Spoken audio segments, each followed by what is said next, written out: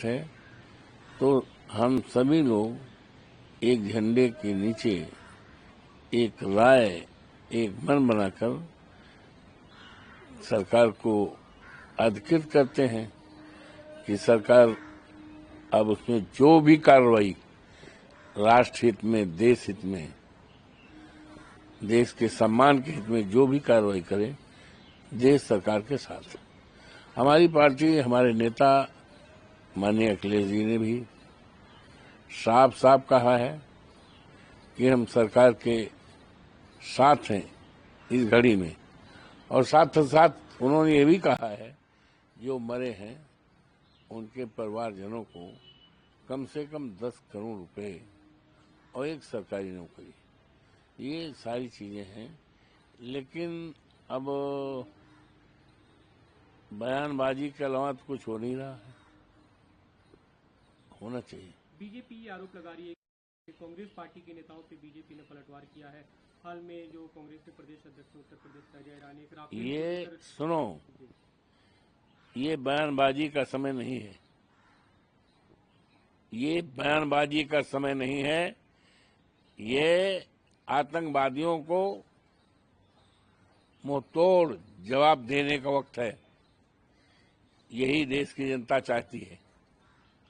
अब सरकार के सामने भाई क्या कठिनाई है, अंदरूनी बात, लेकिन देश की जनता जो चाहती है और उसी दिन से चाहती है जिस दिन ये दर्दनाक घटना हुआ, 26 लोगों की जानें गई, तो उसी क्षण से देशवासी पूरी तरह से इंतजार कर रहे हैं कि सरकार इस पे कब कदम उठाएगी।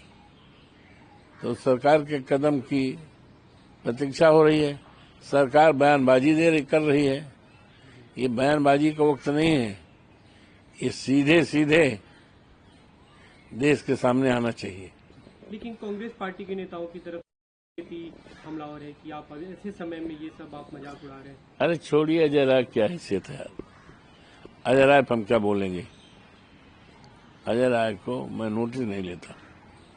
नेता हैं, ठीक है, उनका अपना विचार हो सकता है, लेकिन हम उसमें कोई, उनके विचार को हम साझा नहीं कर सकते, उनका अपना विचार हो सकता है।